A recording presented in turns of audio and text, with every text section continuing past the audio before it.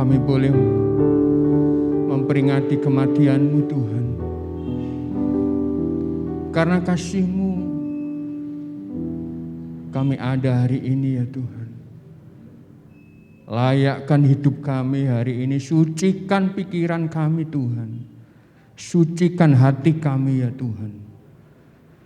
Biar kami layak untuk menerima perjamuan juga hari ini Tuhan.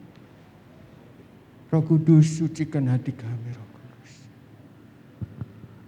Haleluya Yesus. Haleluya.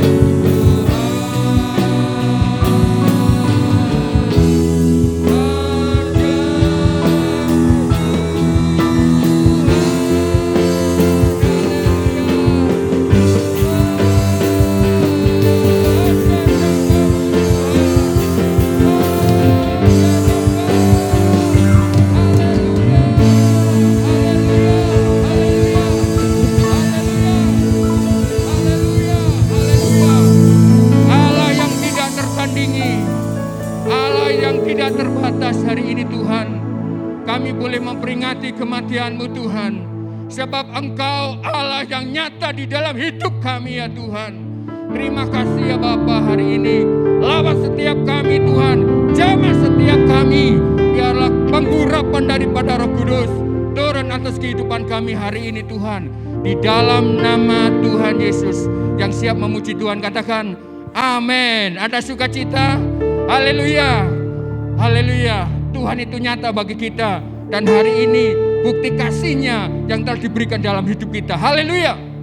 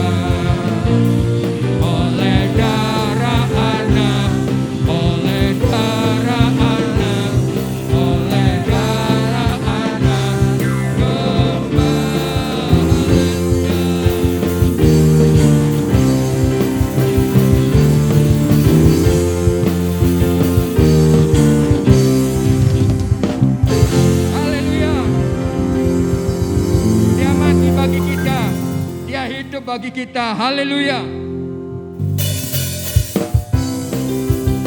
Oh, kita bertepuk tangan di hadapan Tuhan, haleluya.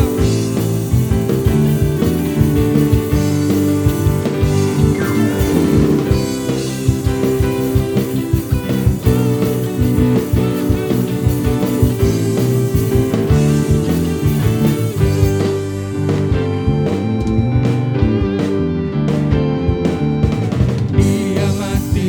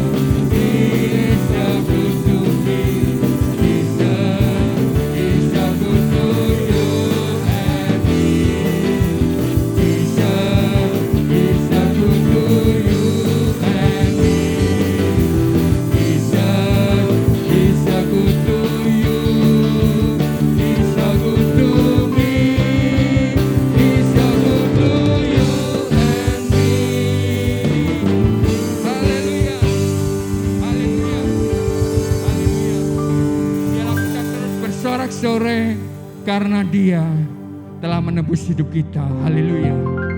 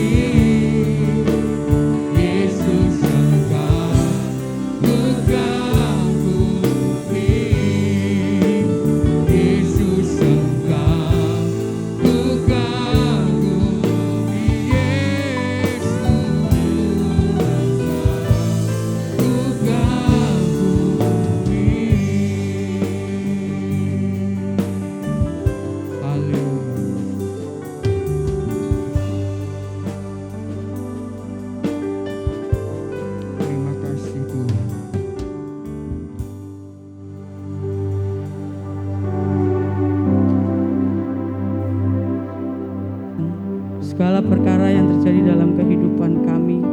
Semuanya karena salib-Mu yang memberikan anugerah terbesar dalam hidup kami.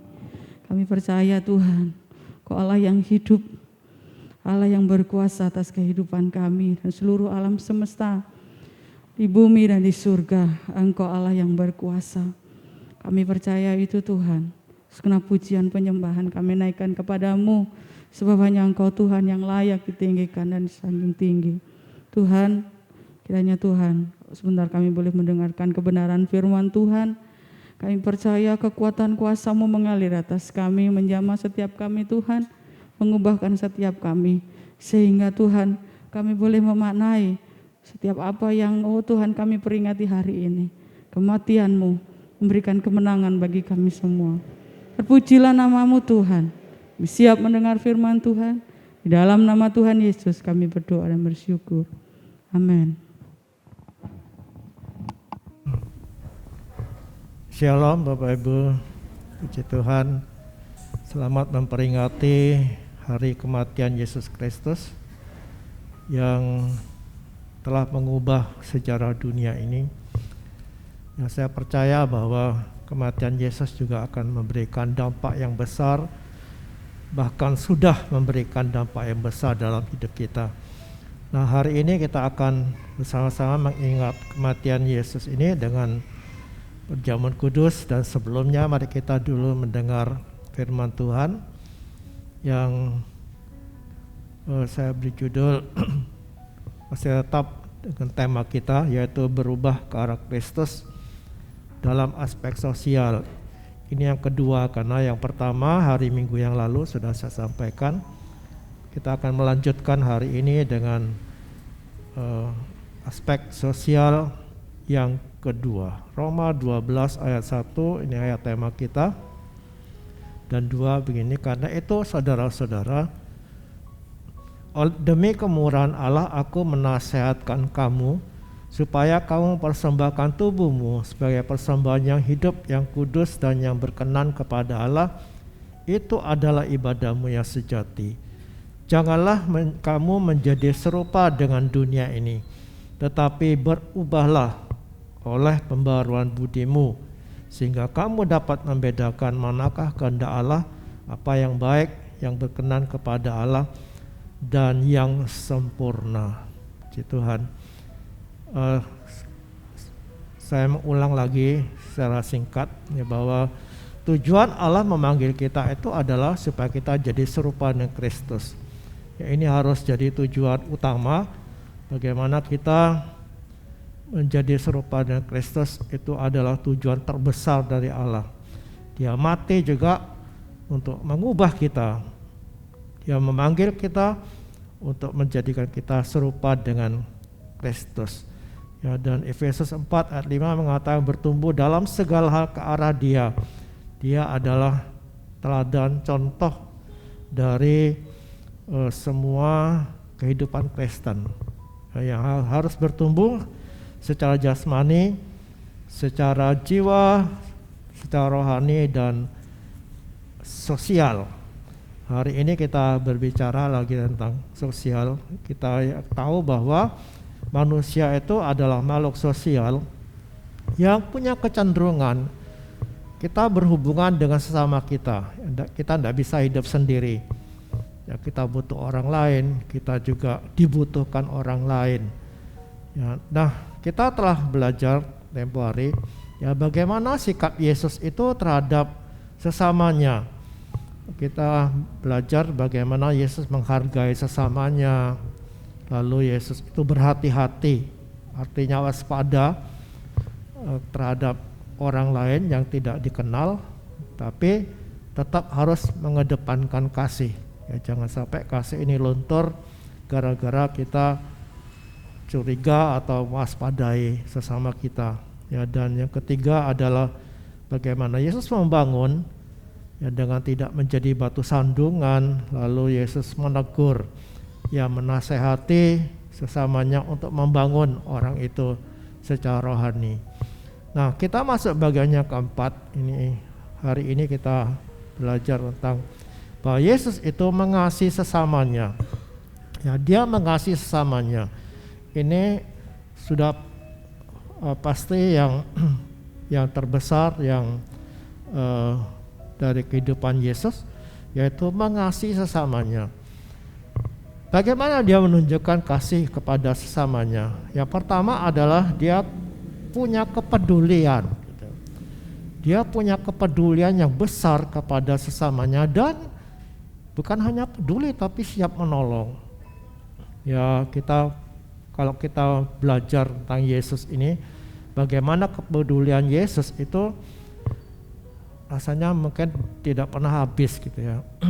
Banyak contoh yang kita temukan ya, bagaimana Yesus itu peduli kepada semua orang tanpa melihat latar belakang orang itu, ya, latar belakang sukunya, bangsanya, ya, latar belakang dari status sosialnya, apakah dia seorang yang berpangkat tinggi seperti seorang panglima atau sebagai pengemis. Dia perhatikan semua, ya, orang kaya, orang miskin, bahkan jenis kelaminnya juga, ya, karena bagi orang Yahudi itu wanita itu kelas 2, ya, tapi bagi Yesus tidak. Ya, dia begitu memperhatikan semua orang, bahkan keadaan rohaninya tidak mempengaruhi pandangan Yesus. Ya, adakah dia orang berdosa ataukah orang yang taat beragama? Dia memperhatikan semua. Tidak ada satupun orang yang tidak diperhatikan Yesus. Dia begitu peduli. Dan kepedulian ini diwujudkan dengan memperhatikan sesamanya. Ya, dia memperhatikan sesamanya. Namanya peduli itu kan tidak lepas dari perhatian. Ya, perhatian.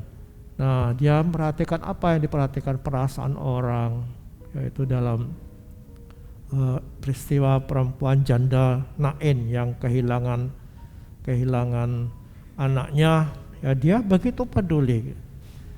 Lalu keadaan orang, ya, keadaan buruk, ya, ada banyak orang yang datang kepada Yesus dalam keadaan buruk dan tidak ada satupun yang dilewati. Yesus perhatikan semua. Dan kebutuhan orang, ya, dia memperhatikan kebutuhan orang, lapar, ya, dia kasih makan. Itu contoh dalam Matius 15. Nah, dan luar biasanya Yesus itu tidak hanya peduli tapi menolong. Nah, banyak kali kita itu berhenti sampai dipeduli. Banyak itu, kadang-kadang saya juga gitu, oh kasihannya dia ya, oh peduli. Ya, tapi menolong enggak. Ya, mungkin memang ada keterbatasan gitu ya, tidak bisa nolong lebih lanjut lagi, ya, karena ada keterbatasan waktu, keterbatasan dana, dan keterbatasan lain, sehingga kita berhenti pada peduli, perhatikan, tapi tidak sampai menolong. Nah, kadang-kadang kepedulian kita itu sudah cukup gitu untuk menolong orang. Nah, pada satu hari ada orang yang datang kepada saya. Lalu dia itu menceritakan masalahnya gitu. Gini. Saya tidak bisa tolong gitu. Tidak bisa nolong lebih lanjut gitu. Karena memang keterbatasan dan memang tidak bisa nolong gitu. Tapi perhatian saya kepadanya telah membangkitkan semangatnya. Dia satu hari kesaksian gitu. Dia cerita bahwa perhatian saya itu membangkitkan semangatnya lagi. Ya, jadi kita jangan pikir begini, wah saya tidak bisa tolong, ya, lebih baik ya biarin aja dah. Nah, mari kita perhatikan orang lain, walaupun mungkin kita tidak bisa menolong lebih lanjut gitu. Ya, karena keterbatasan, bukan tidak mau, tapi memang tidak bisa. Tapi perhatian kita itu cukup akan membangkitkan semangat orang lain. Nah, itu sebabnya mari kita peduli ya kepada sesama kita. Ya, keteladanan Yesus ini yang peduli kepada sesamanya itu kita harus terapkan dalam kehidupan kita sehari-hari gitu. Kita bertumbuh ke arah sana. Ya, kita berubah. Kalau selama ini mungkin kita cuek, hati kita tidak tergerak oleh beban orang lain. Ya, kita tidak peduli. Kita berpikir saya sendiri juga keadaan saya kayak gini kok. Masa saya mau peduli? Ya, waktu saya terpuruk, tidak ada orang menolong saya. Waktu saya sedih, tidak ada yang menghibur saya. Lalu kita cuek gitu. Tidak, kita tidak perlu memperhatikan perhatian orang lain. Ya, dan jangan sampai ketidakperhatian orang kepada kita itu kita balas dengan tindakan kepada orang lain. Mari kita saling menolong, ya, kita saling peduli gitu. Seperti yang ditulis dalam Filipi 2 ayat 4 itu. Janganlah tiap-tiap orang memperhatikan kepentingannya sendiri, tapi kepentingan orang lain juga. Ini zaman adalah zaman yang sudah dipenuhi dengan egoisme gitu. Ya, dan itu dikatakan oleh firman Tuhan bahwa akhir zaman ini akan datang masa yang sulit, masa yang sangat sulit. Kenapa? Karena orang hanya memperhatikan kepentingan diri sendiri. Ya, keadaan yang sulit ini buat orang menjadi egois akhirnya. Tapi itu boleh terjadi di luar gereja, di luar kekristenan. Seharusnya orang Kristen walaupun mungkin dalam keadaan paling sulit, mari kita belajar perhatikan orang lain. Ya, saya teringat Daud gitu ya. Daud itu kan sedang dikejar-kejar oleh Saul. Ancamannya itu nyawa, dia bisa dibunuh. Tetapi kita melihat ada sebuah cerita di situ bagaimana Daud itu menampung orang-orang yang sedang bermasalah gitu. Orang-orang yang sedang dikejar-kejar oleh penagih hutang, orang-orang yang mau dibunuh, mereka kumpul kepada Daud. Dan Daud tidak bilang gini, aku sendiri kok dalam keadaan genting gini, dikejar-kejar mau dibunuh. Sudah pulang sana, jangan nambah beban. Nah, tidak, tapi Daud kumpulkan itu orang-orang. Walaupun dia sendiri dalam keadaan yang terjepit gitu. Tapi dia hatinya terbuka. Dan apa hasilnya? Hasilnya adalah orang-orang yang ditolongnya tadi, orang-orang yang ditampungnya tadi itu akhirnya menjadi orang-orang yang bisa dipercaya. Dan ketika dia menjadi raja, orang-orang ini ada di sekitar Daud yang menjadi panglimanya yang setia. Nah, itu buahnya gitu. Nah, tapi kita jangan terus pikir gini, nanti orang itu bisa buat apa pada saya. Nah, sekarang saya peduli, nanti bagaimana orang ini, gak usah lihat itu. Mari kita jadi seperti Yesus, peduli dengan sesama kita walaupun kita mungkin dalam keadaan yang terjepit gitu. Ya, karena kita ini diutus Tuhan untuk menjadi serupa dengan gambaran dari Yesus Kristus. Puji Tuhan. Nah, kasih Yesus itu ditunjukkan juga dengan menerima sesamanya. Ya, diwujudkan dalam bentuk penerimaan kepada sesamanya. Yesus juga menerima semua orang tanpa melihat latar belakang dan kehidupannya. Dia terima semua orang tanpa melihat siapa dia. Tapi kasihnya itulah yang menggerakkan hatinya untuk menerima semua orang. Dia terima Nikodemus. Nikodemus ini pemimpin agama yang tentunya dia hidup dalam kebenaran. Yesus terima. Tapi Yesus juga memanggil orang-orang yang terbuang gitu, pemungut cukai.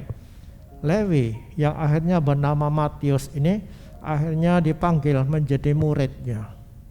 Kenapa Yesus tidak memanggil orang-orang baik, tapi orang-orang jahat ini dipanggil oleh Yesus? Ya, sampai masyarakat ini dipilih Yesus untuk menjadi muridnya.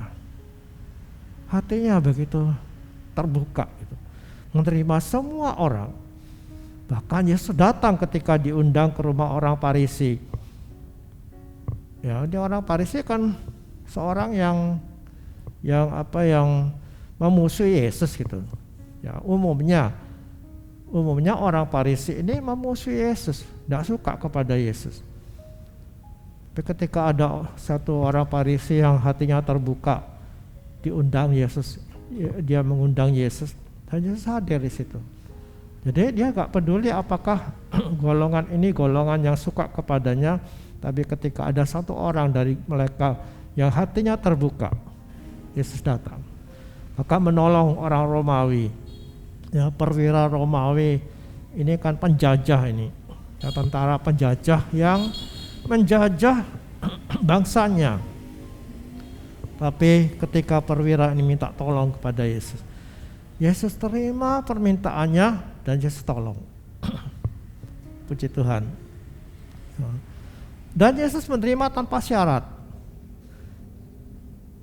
Tidak mengharuskan orang menjadi orang baik lebih dulu baru diterima gitu. Nah, contohnya ketika dia berjumpa dengan Zakheus dalam sebuah perjumpaan yang sangat dramatis gitu ya. Naik pohon, nah ini kan tidak wajar gitu, tidak umum gitu. Nah, tapi ketika Yesus berdiri lewat situ, dia mempersilakan Zakheus turun. Dia tidak bilang gini, Zakheus, kamu bertobat dulu ya, kamu jadi baik dulu, baru nanti aku datang ke rumahmu. Karena apa? Karena orang-orang pemungut cukai ini adalah sampah masyarakat, orang yang sangat dibenci oleh kelompok-kelompok agama, orang-orang yang beragama. Ini seorang Zakheus ini karena pemungut cukai, dia dihindari oleh orang banyak. Nah, kalau Yesus masuk ke rumahnya itu dianggap najis. Ya, ini orang-orang Farisi, orang ahli Taurat itu menganggap kalau seorang masuk ke rumahnya pemungut cukai itu dianggap najis. Ini dianggap sampah masyarakat. Tetapi apa yang Yesus lakukan? Dia nerima Zakheus ini. Bahkan dia mau masuk di situ tanpa diundang. Dia sendiri masuk ke sana tanpa dipersilahkan oleh Zakheus. Dia yang mau masuk ke situ. Nah, kalau Zakheus ngundang gitu, silakan Tuhan Yesus, ya mungkin kita wajar ya.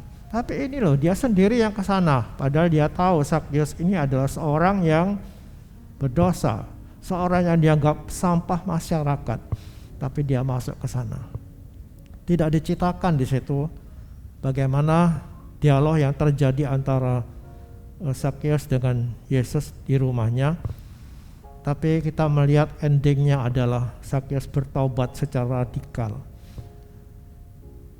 total berubah. Ya, saya tidak tahu apa Yesus ngomong dengan Zakheus, tapi saya percaya sikap Yesus ini yang menerima Zakheus tanpa syarat, apa adanya, diterima dengan hati yang sangat terbuka, telah menyentuh hati Zakheus dan dia bertobat. Nah, hal ini juga kita harusnya bersikap seperti Yesus ini. Mari kita terima orang itu. Dalam Roma 14 itu dikatakan begini, Roma 14 ayat 1, terimalah orang yang lemah imannya tanpa mempercakapkan pendapatnya. Itu ayat 4. Lalu ayat pasal 15 ayat 7, terimalah satu akan yang lain, sama seperti Kristus juga telah menerima kita untuk kemuliaan Allah. Terimalah orang yang lemah imannya tanpa mempercakapkan pendapatnya. Ini Paulus mengajarkan kita, dan inilah pasti ajaran dari yang berdasarkan dari kehidupan Yesus Kristus yang menerima orang yang lemah imannya seperti Zakheus tadi, tanpa mempercakapkan bagaimana ini Zakheus. Mari kita berteladan, kita saling menerima satu sama lain. Ya, kita kadang-kadang diajar gitu ya, bahkan mungkin dari kecil kita diajar gini. Dulu saya masih kecil itu, saya ingat mami saya tuh bilang gini, jangan bergaul sama anak-anak yang nakal. Ya, jangan. Ya, kumpulan saya itu di depan rumah saya itu ada tanah lapang gitu. Ya, tanah lapang, ya, ada sekolah di situ, dan di situ teman-teman saya yang tetangga-tetangga juga gitu main di sana. Ya, di situ tempat maksiat juga, ya, tempat anak-anak nakal main judi juga. Ya, ada tempat dibuat perjinahan dan sebagainya di sekolah situ kalau malam. Nah, misalnya saya selalu pesan, jangan bergaul sama anak nakal. Nah, itu masuk di benak saya kan, masuk. Lalu ketika saya mulai bertumbuh gitu, saya alergi dengan anak-anak yang nakal misalnya. Nah, itu bisa terbawa gitu, terbawa terus. Ya, cenderung kan bergaul hanya dengan orang-orang baik saja. Nah, tapi setelah saya bertumbuh di dalam Tuhan, saya mengerti bahwa itu salah. Kadang-kadang kita itu menghukum orang, tidak menerima orang apa adanya. Ya, kita terlalu menuntut karena kita takut nanti orang itu mempengaruhi saya. Nah, itu ditanamkan dari kecil. Nah, itu hati-hati, memang mendidik anak itu sulit gitu ya. Dibiarin nanti bergaulnya tidak karuan jadi rusak. Nah, kok dilarang seperti yang tadi pengalaman saya itu, akhirnya menjadi orang yang memajukan syarat gitu, mengajukan syarat untuk bisa saya terima. Mari kita berteladan kepada Yesus. Ya, kita bukan hanya peduli tetapi menerima orang itu apa adanya, tanpa mempercakapkan pendapatnya, tanpa mempercakapkan kelemahannya. Kita terima apa adanya. Dan saya percaya seperti yang Yesus lakukan kepada Zakheus, orang itu akan berubah. Yesus menerima semua orang. Itu yang kedua. Yang ketiga adalah kerelaan untuk berkorban. Ya, kasih itu diwujudkan dengan kerelaan berkorban. Kedatangannya ke dunia sebagai manusia. Ya, dia turun meninggalkan kemuliaannya. Dia menghampakan diri menjadi seorang manusia yang mengambil rupa seperti hamba. Itu sebuah pengorbanan yang besar. Ya, meninggalkan kemuliaannya, datang ke dalam dunia yang penuh dengan kesusahan. Dia lahir di kandang. Itu kan pengalaman yang tidak enak pastinya. Ya, dia lahir untuk kita, kata. Ya, dari kelahirannya dia datang untuk kita. Dia rela meninggalkan, itu sebuah pengorbanan besar.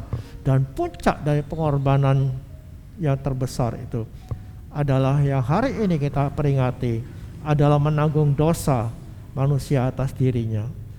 Semua dosa kita itu ditanggungkan atas Yesus. Dan ini tentu peristiwa yang tidak terjadi tiba-tiba gitu ya.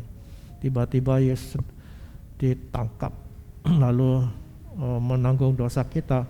Tidak, tapi itu sudah dinubuatkan jauh. Ya, dalam perjanjian lama, dari Kejadian sudah terlihat di situ.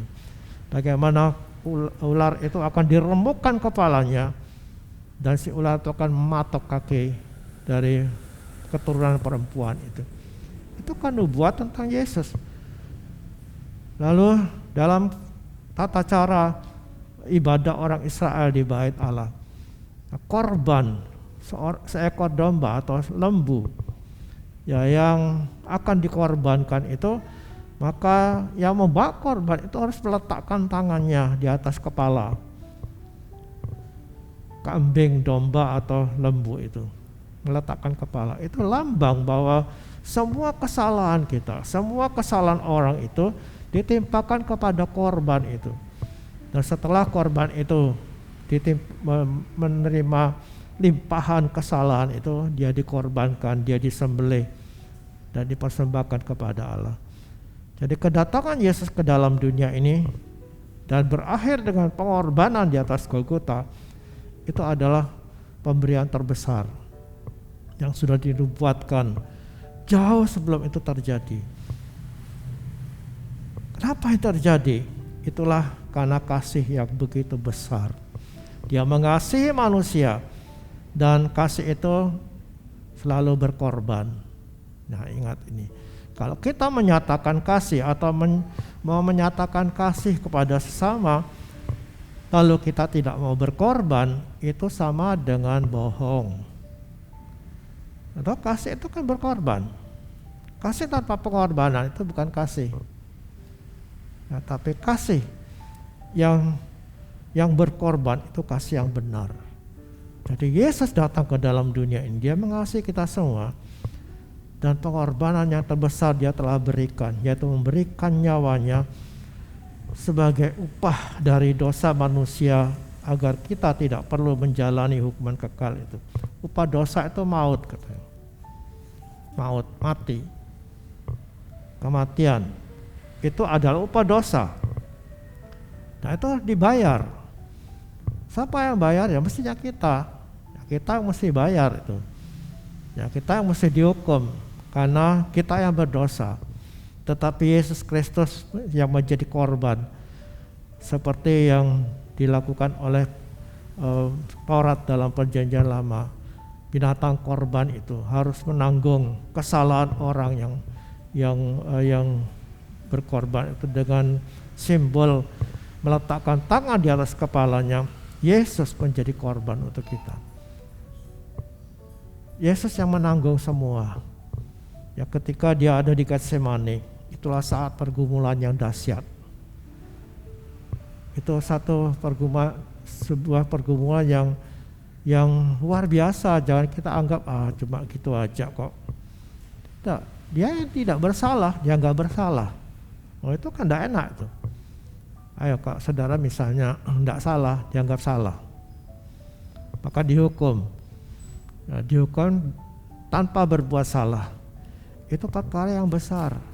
Dan itu yang sering kali kita lewat gitu. Yang tidak terpikir ke sana, kita melupakan itu. Karena kita mungkin sudah terbiasa melihat lambang salib di rumah kita, ada salib. Ya kadang kita pakai kalung di sini, bahkan ada anteng-anteng salib gitu. Akhirnya kita terbiasa melihat lambang salib itu tanpa menghayati lagi apa sesungguhnya terjadi di balik salib itu. Adalah pengorbanan terbesar ketika dia menanggung upah dosa yang seharusnya kita pikul. Kalau kita menyadari ini, lalu kita tidak mengasihi Tuhan, tidak mungkin. Kalau kita menyadari bahwa seharusnya kitalah yang masuk neraka, tapi Yesus tanggung hukuman itu, sehingga kita tidak masuk dalam hukuman kekal, akan muncul rasa kasih yang besar, rasa terima kasih, rasa syukur, dan muncullah kasih itu kepada Tuhan. Kita akan rela menyerahkan semuanya seperti Yesus yang telah menyerahkan nyawanya. Dia rela menanggung semua sehingga kita dibebaskan. Nah, ada orang yang bertanya begini, bagaimana mungkin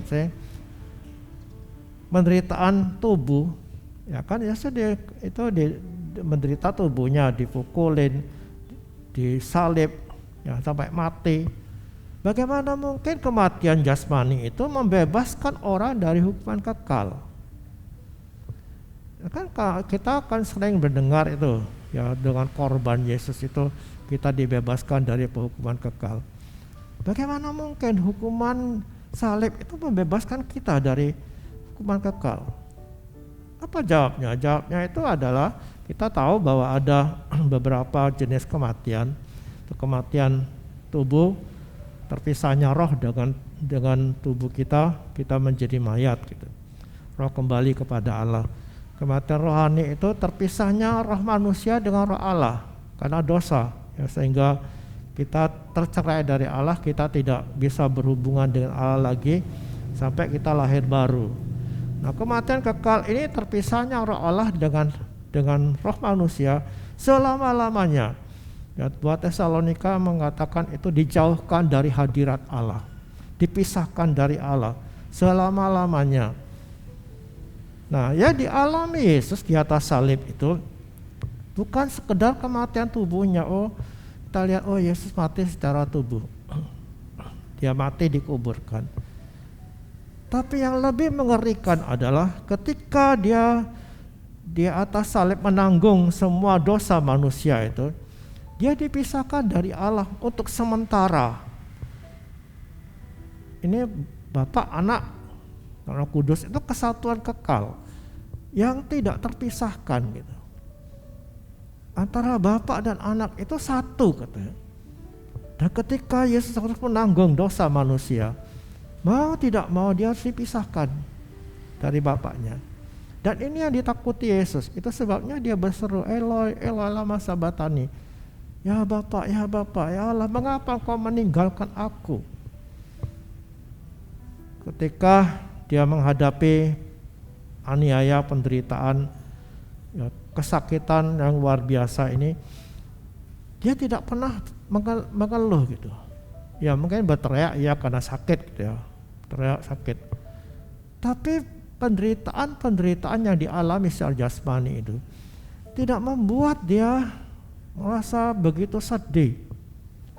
Tapi ketika dia menyadari bahwa Bapa sudah meninggalkan dia, itulah saatnya dia berseru, Eloi, Eloi lama sabatani, mengapa Engkau meninggalkan aku? Satu-satunya seruan penderitaan yang dahsyat itu ketika dia mengatakan, mengapa Engkau meninggalkan aku? Jadi kematian Yesus dia disalib itu bukan hanya sekedar kematian tubuh, tapi terpisahnya dia dengan Bapa. Untuk sementara dipisahkan karena menanggung dosa kita. Dan itu yang membuat Yesus menderita. Jadi keterpisahan dengan Bapa inilah yang menggantikan kedudukan kita. Ya, seharusnya kita kan yang terpisah dari Allah selama-lamanya. Karena dosa kita harus dijauhkan dari hadirat Allah. Kita harus dibuang dari hadirat Allah. Kita harus ada di penghukuman kekal itu. Tapi Yesus menggantikan itu. Dia yang dipisahkan dari Bapaknya. Dia yang dipisahkan walaupun untuk sementara. Dipisahkan supaya kita tidak dipisahkan dari Allah selama-lamanya. Itu sebabnya mari kita harus bersyukur. Ya, andai kata Yesus tidak dipisahkan dengan Bapaknya, andai kata Yesus tidak menanggung dosa kita dan tidak terpisah dari Bapaknya, kita yang akan terpisah selama-lamanya. Kita akan ada di neraka, jauh dari hadirat Allah. Mari kita renungkan ini setiap kali.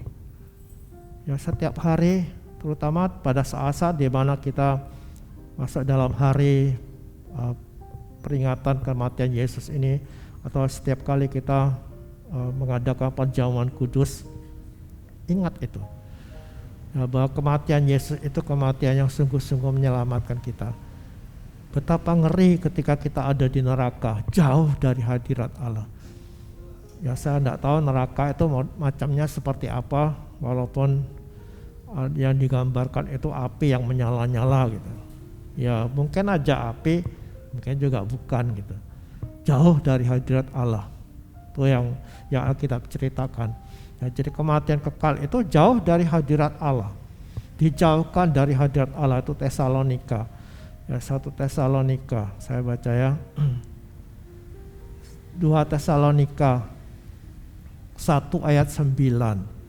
Dikatakan begini, mereka ini akan menjalani hukuman kebinasaan selama-lamanya, dijauhkan dari hadirat Tuhan dan dari kemuliaan kekuatannya. Jadi kita tidak karena kematian Yesus Kristus, maka ayat ini tidak berlaku untuk kita. Dijauhkan dari hadirat Allah itu hanya untuk orang-orang yang menentang kebenaran itu. Saatnya kita harus bersyukur. Ya, harus bersyukur kepada Tuhan karena kerelaan Yesus berkorban, karena kasih yang besar itu. Dia rela menyerahkan dirinya, dia rela berkorban. Dan seharusnya kerelaan Yesus ini juga menjadi teladan bagi kita. Ya, menjadi teladan. Kita rela berkorban untuk Yesus. Dengan cara apa? Pikul salib. Ya, pikul salib. Dan ikut Yesus. Dalam Galatia 5 ayat 24, menyalibkan daging kita. Itu pengorbanan yang harusnya kita punyai gitu. Jadi jangan jadi Kristen lalu ya bebaslah dari hukuman kekal itu. Kita tidak akan dijauhkan dari hadirat Allah. Kita selalu akan ada di hadirat Allah. Oh, bersyukur kepada Tuhan. Mari kita wujudkan ya kerelaan berkorban Yesus itu.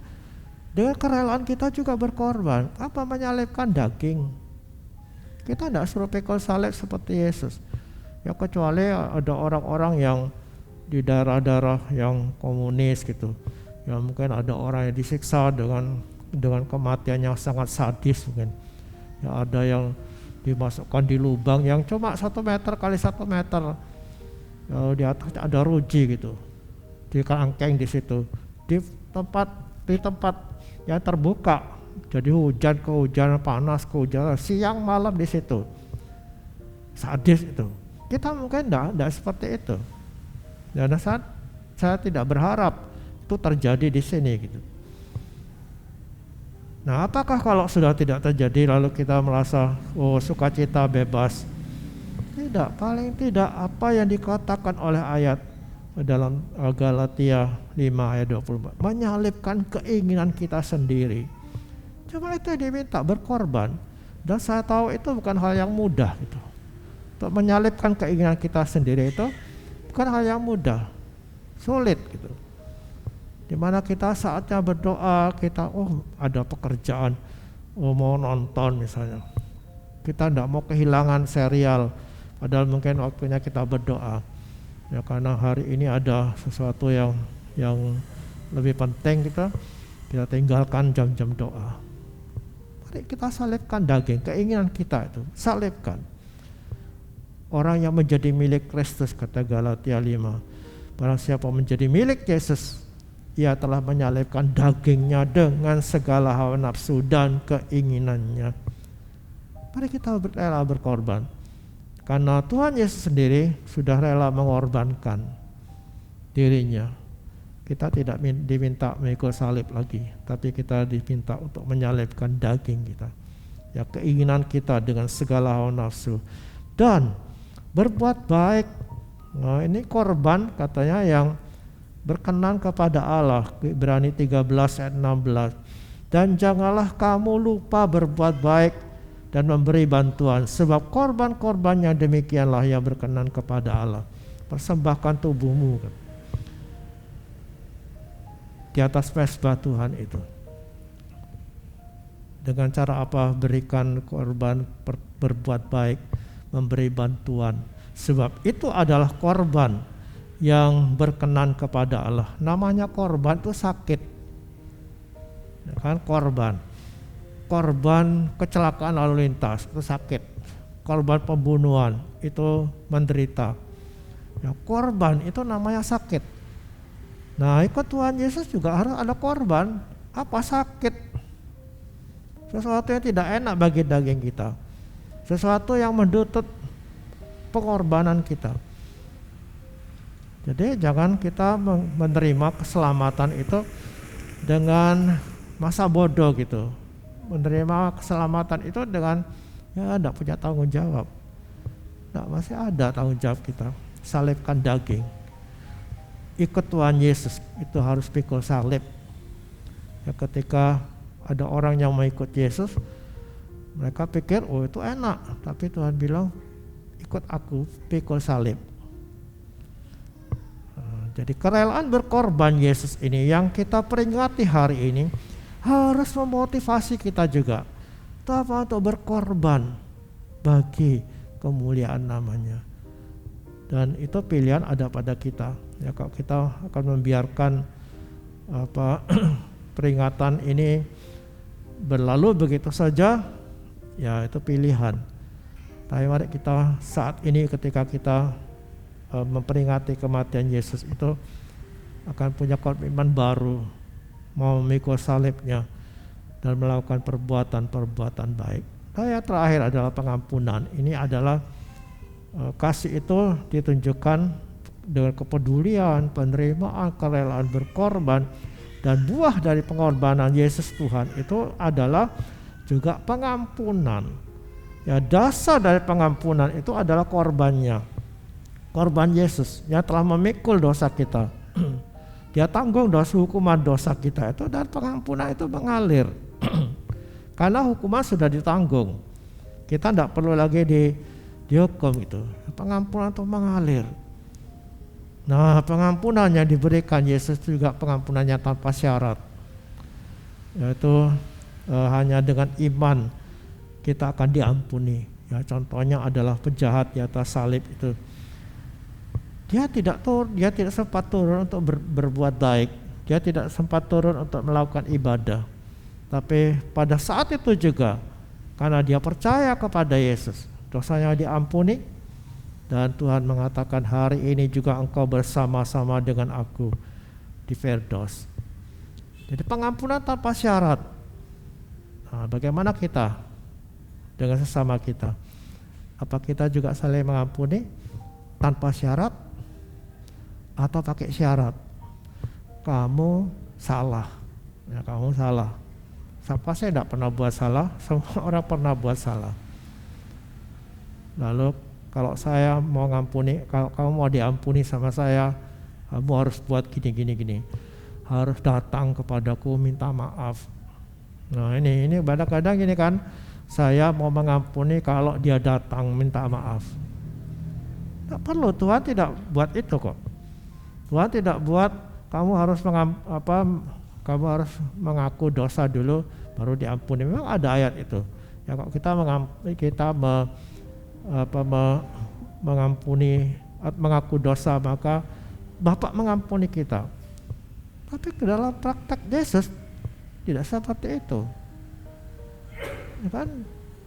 Kita tidak perlu datang kepada orang itu minta maaf dulu baru diampuni. Tidak, tapi semua orang yang bersalah kepada kita itu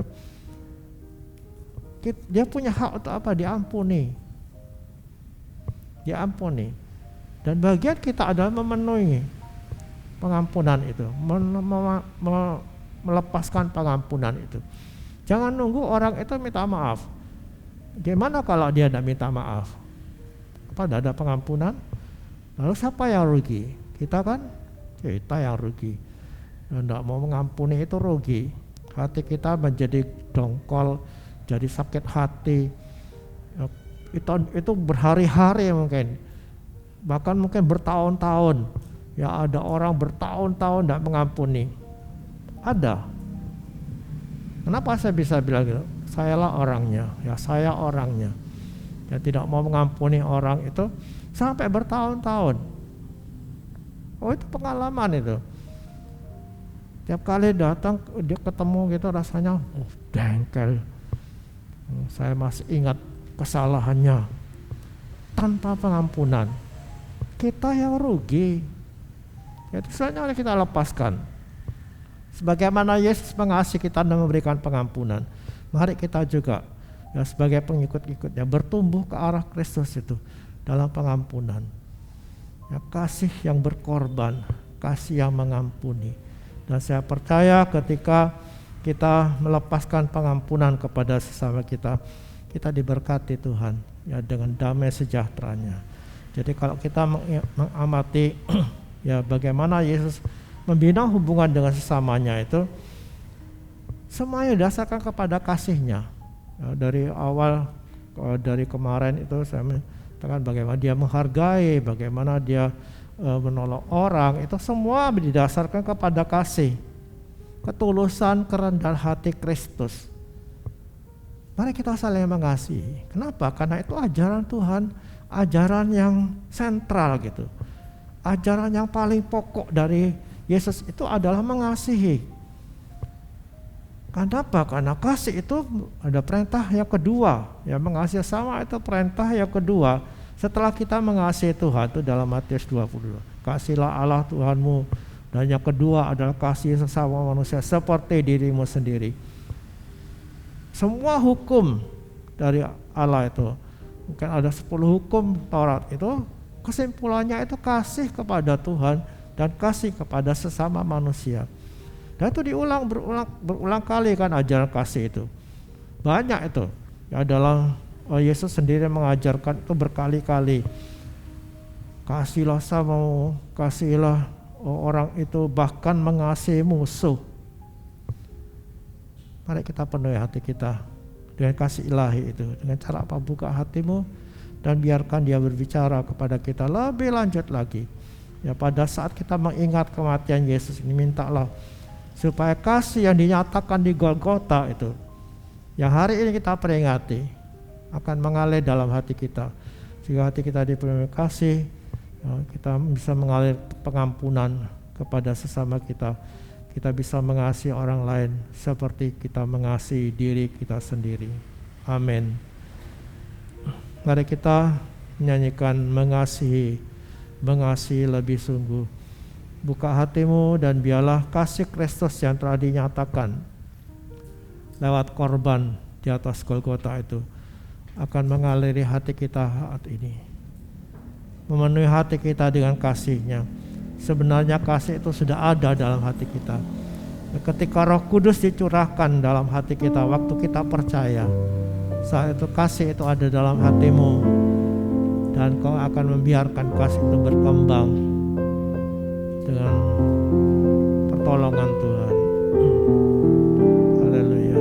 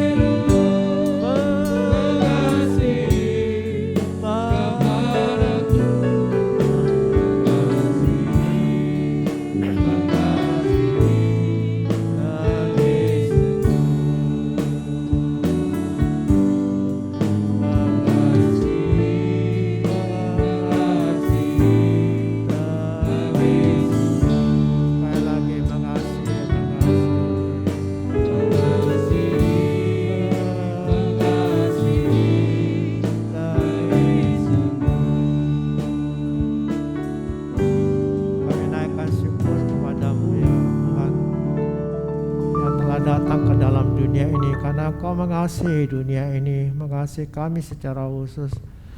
Kami bersyukur untuk kedatangan-Mu, bahkan Kau mati bagi kami. Tuhan, terima kasih untuk apa yang Kau buat itu, yang menyelamatkan kami.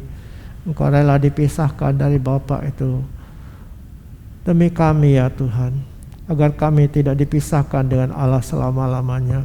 Syukur kepadamu Tuhan, dan kami mohon kemurahan-Mu Tuhan untuk menumbuhkan kasih itu dalam hati kami lebih lagi ya Tuhan. Kami percaya Roh Kudus akan menolong kami melihat hati kami yang paling dalam. Biar kami Tuhan hari ini mengingat Tuhan lewat perjamuan kudus ini ya Tuhan. Dan saat kami mengingat kematian-Mu Tuhan, tumbuhkan kasih itu dalam hati kami. Kobarkan itu dalam hati kami ya Bapa. Kami butuh Roh Kudus menolong kami agar firman-Mu yang kami dengar dan teladan dari Yesus itu akan menjadi bagian hidup kami. Terima kasih Tuhan untuk hari ini di mana kami boleh bersama-sama mengadakan perjamuan kudus untuk mengingat Tuhan yang mati bagi kami. Tolong kami biar Roh Kudus bersama dengan kami memberikan kepada kami pemahaman yang benar tentang firman Tuhan dan perjamuan ini ya Tuhan. Terima kasih Bapa, Kau menguduskan kami, layakkan kami ya Tuhan, dan biarlah apa yang kami lakukan hari ini menjadi berkat bagi kami. Berkatilah pelayan perjamuan kudus ini ya Tuhan, untuk menjadi berkat bagi jemaat-Mu. Terima kasih Bapa, segala hormat bagi Engkau ya Tuhan, dan kami mohon berkat-Mu atas roti dan anggur ini.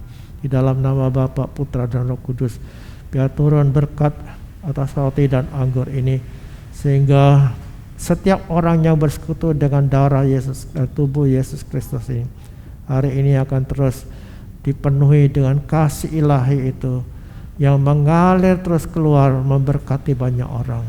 Di dalam nama Tuhan Yesus Kristus. Amin.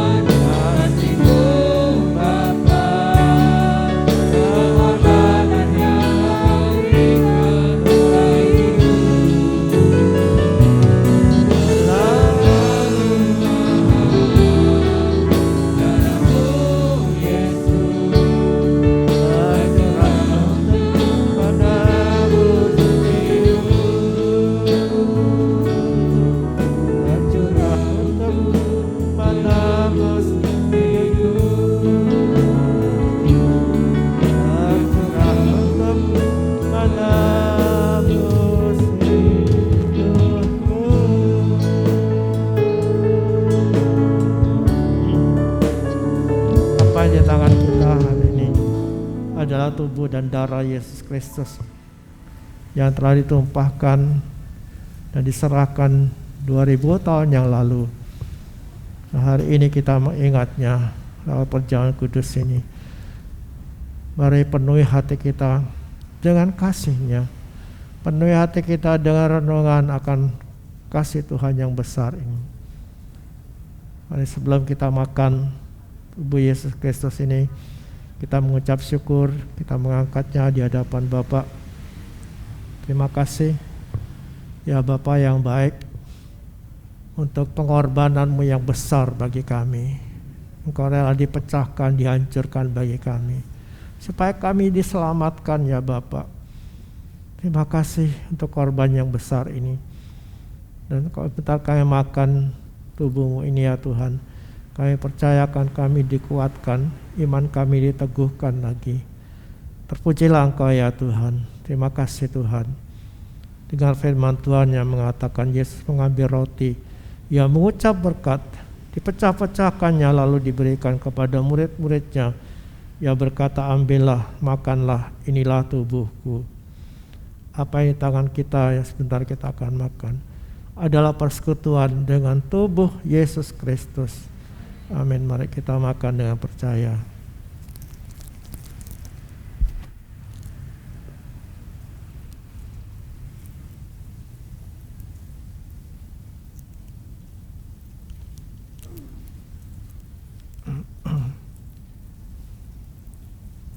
Mari kita mengangkat cawan ini. Kita bersyukur untuk darah Yesus Kristus yang telah ditumpahkan bagi kita. Syukur kepadamu ya Bapa, yang telah mengizinkan kami ada di hadapan-Mu saat ini. Kami boleh bersekutu dengan darah-Mu yang telah Kau tumpahkan 2000 tahun yang lalu. Terima kasih ya Bapa, dan kalau bentar kami meminumnya, kami percaya berkat ilahi dan kasih-Mu akan mengaliri hati kami. Terpujilah nama-Mu. Firman Tuhan mengatakan sesudah itu Ia mengambil cawan, Ia mengucap syukur, lalu diberikannya kepada mereka dan berkata, minumlah kamu semua dari cawan ini, sebab inilah darahku, darah perjanjian yang ditumpahkan bagi banyak orang untuk pengampunan dosa. Apa yang di tangan kita yang sebentar kita minum adalah persekutuan dengan darah Yesus Kristus. Mari kita minum dengan percaya.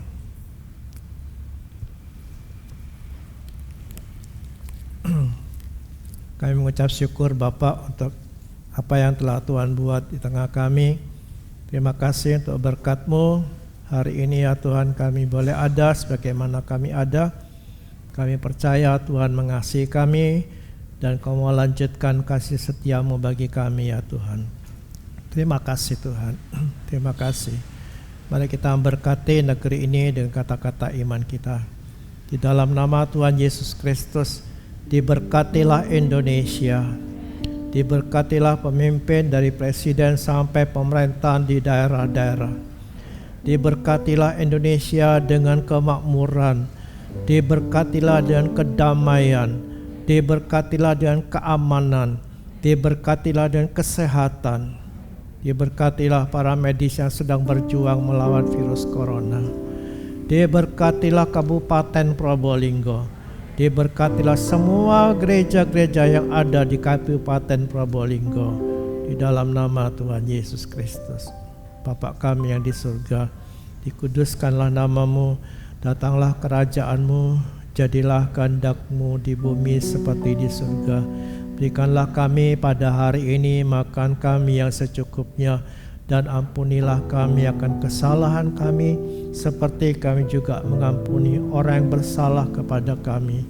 Dan jangan bawa kami ke dalam pencobaan, tetapi lepaskanlah kami daripada yang jahat, karena Engkau-lah yang punya kerajaan, kuasa, dan kemuliaan sampai selama-lamanya. Amin. Kami bersyukur akhir kebaktian kami ya Tuhan. Dan kami sekali lagi menyerahkan diri kami, menyerahkan seluruh keluarga, anak-anak kami semua ya Tuhan.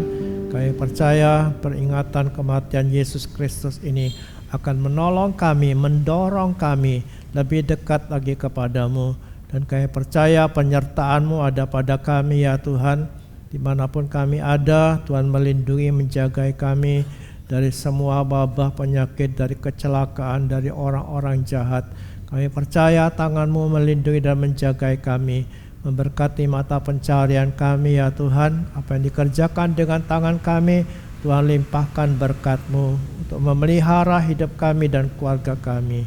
Terima kasih, kami tetap berdoa ya Tuhan untuk anak-anak Bintang Harapan juga yang sedang belajar di rumah. Tuhan tolong guru-guru dan seluruh sekolah ini kami taruh dalam tangan-Mu untuk menjadi berkat bagi banyak orang.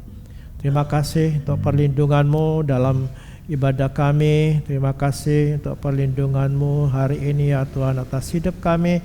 Kalau sebentar kami pulang, kami percaya kami tiba di rumah dengan selamat. Dan semua aktivitas kami sepanjang hari ini berkatilah ya Bapa. Segala hormat dan kami persembahkan kepadamu ibadah kami di dalam nama Yesus Tuhan kami. Saudara-saudara yang dikasihi Tuhan, turunlah atasmu semua berkat dari Allah Bapa itu akan melimpah dalam hidupmu. Biarlah tangannya yang berkuasa menaungi engkau. Dan Yesus Kristus dengan damai sejahteranya membuat engkau cakap menanggung segala sesuatu. Dan Roh Kudus menuntun saudara, mengurapi, memberkati saudara, dan menjadikan engkau berkat bagi banyak orang. Di dalam nama Tuhan Yesus Kristus. Amin.